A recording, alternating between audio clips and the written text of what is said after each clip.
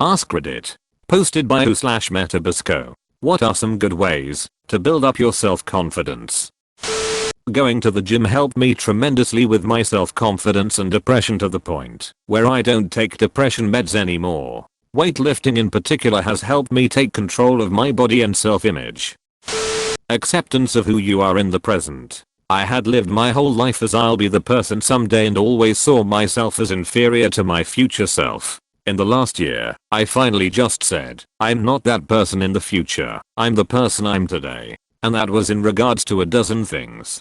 I'd always been self-conscious about my physique, for instance. And so I'd buy clothing that I'd fit into eventually and say that who I was today wasn't as fit as I was going to be eventually. And my self-confidence suffered from it because I was always demeaning myself, that my present self wasn't good enough. There was this odd moment of zen where I simply came to say this is who I am. And that's not to argue I'm not constantly bettering myself. But the moment I accepted who I was able to own up to insecurities and face things I didn't like. And in effect, you become confident in yourself, even if it's not in the ways you'd always strived for. Edit. In regards to the question of this sounding like you've given up, it's not, and I'll see if I can differentiate it a little bit.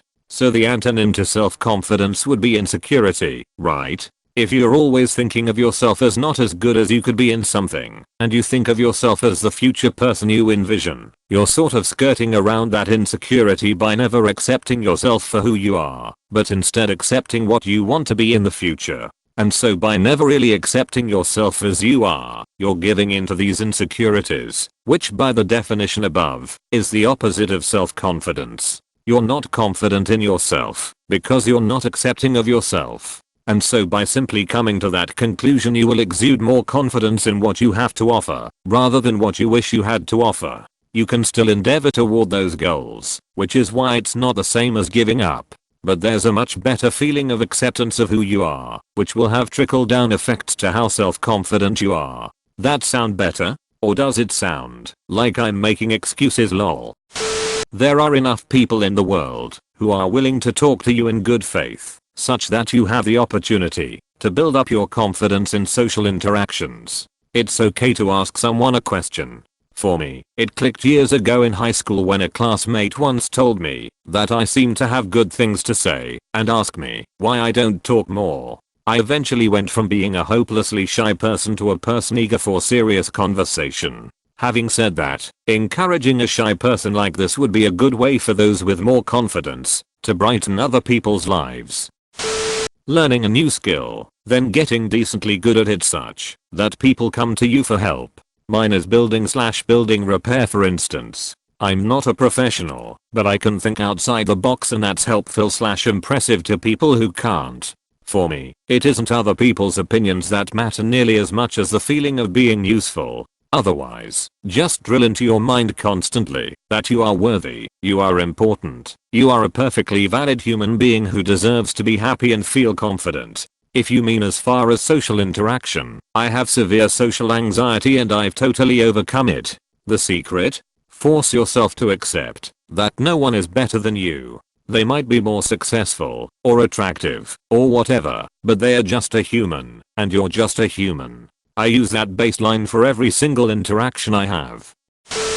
Do things that scare you. Could be little, could be big, could be standing on a corner giving strangers a high five, or asking out that hottie at the bar. When you take steps outside your comfort zone, you teach yourself you can handle a lot more than you thought. It makes it easier to face your fear and do things you want to do, which gives you confidence. So much this. I hate being on boats and flying. But I have slept on a catamaran in the ocean, and it was the greatest experience of my life. My kid has my anxiety and I teach him to do things that scare him. Remember this, nobody is a mind reader. Literally nobody on the planet knows what's going on in your head or your heart. If you're meeting someone for the first time, the only thing they know about you is what they see. And you get to control that. One of the easiest ways to build confidence is to groom yourself and dress well. Learn to shave, learn to use makeup, get a haircut that looks good, and learn to keep it looking good. Find some clothes that fit in colors that suit you. Watch some YouTube videos on posture and make sure you stand up straight, shoulders square, feet apart. If someone meets you for the first time and you look like an absolute boss, they have no alternative but to assume you're an absolute boss and will treat you like an absolute boss.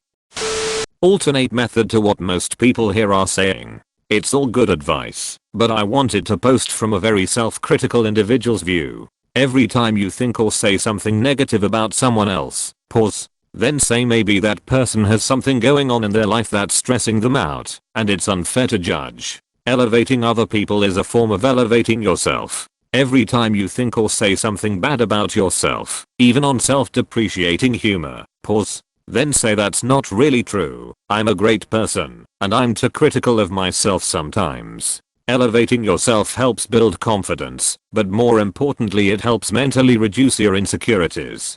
People are afraid of things they don't know, and frustrated by things they don't fully understand. So work to understand your problems better, and you'll know yourself better. What if I think I'm a loser? Well, let's look at that. You are you. You have X major problems in your life, and Y hindrances. With all that weight you're carrying, how can you call yourself a loser? You're doing the best you can with what you have, but you're carrying a lot of weight. So what can you do to reduce some of it?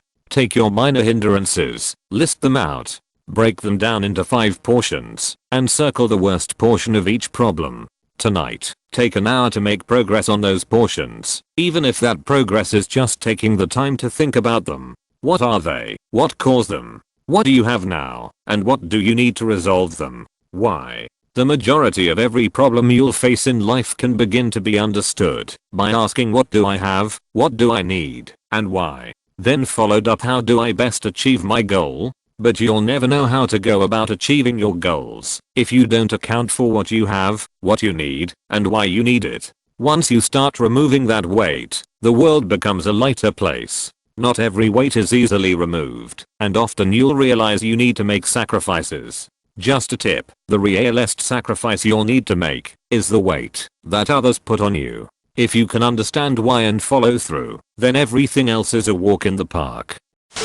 It sounds dumb, but I tell myself I love you every night. It helps defeat the negative talk, and if I love me, others definitely can. Honestly, be kind to yourself. We live in an era of showiness and connectivity with the internet and social media. People now compare themselves to people they don't know on the internet. And everyone is trying to show how much they are leading their best lives.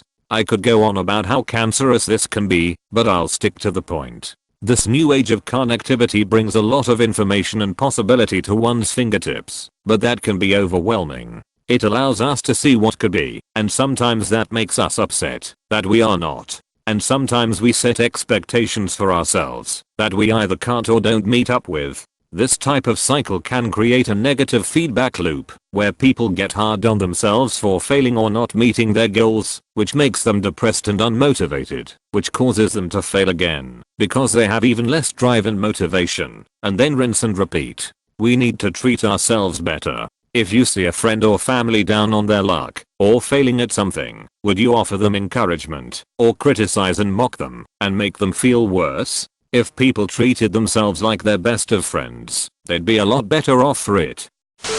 A good fashion sense. I'm a guy, and I got a few girls that I'm friends with to help me with my style. It helps a lot. I feel much more comfortable, and even some girls have been flirting with me more too. Good fashion ups your self-confidence by a lot. Stand up big and tall, but don't make it look unnatural. Talk loud and clear to people. Let others and yourself know that you have strength and power. I saw this video once where it said that people who make themselves bigger, literally bigger, before situations where they might seem underconfident were able to be more confident, if that makes sense. I saw it in a public speaking class one time. For example, before an interview or even before talking in front of a group of people, stretch yourself out, get big, don't be hunched up in a ball. That would translate to you feeling less confident if you were sitting, bent over or nervous. I don't know if that helps or if it's what you were asking, but that seems to help me feel confident in a nerve-wracking situation. This is a big one. The stretching yourself out is a great way to put it. It's like you're decompressing and saying, alright then, let's have a go.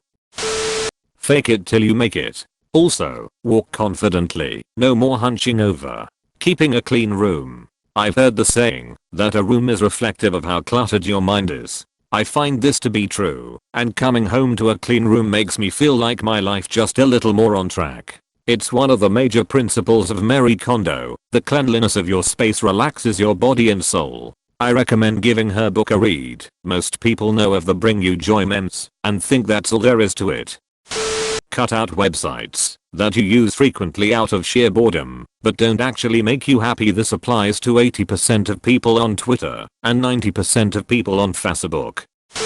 Take pride in your appearance. Buy clothes that fit you and that are fashionable. Get a haircut that complements your facial structure. Stand up straight with your shoulders back. Take care of your personal hygiene. 2 things to consider in this question. The eyeball test. Everyone makes decisions upon what they see at surface value. This is why being in shape, keeping up hygiene, and keeping clean in general is an important step.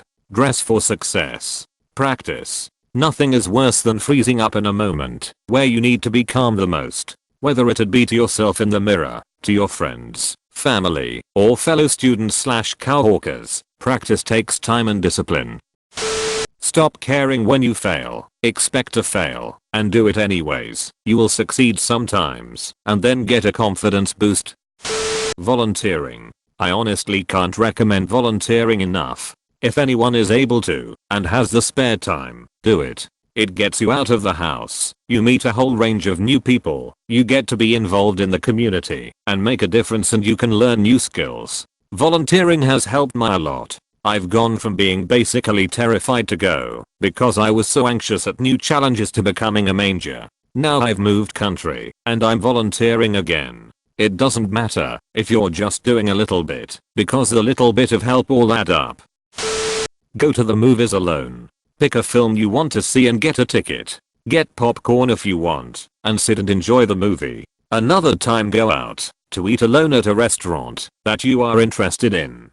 Do things like this regularly. It helps you be comfortable with making decisions and taking charge, and it helps you be comfortable in your own skin regardless of who is around and who is looking. This forces you to make hard decisions, the movie, the restaurant, etc., and stick with them. It forces you to be comfortable in public alone where you don't have friends, to take the focus of others around you. You are there alone and everyone sees you, and if they don't like it, they can suck a nut. Thanks for watching. Subscribe or I'll give you a hug.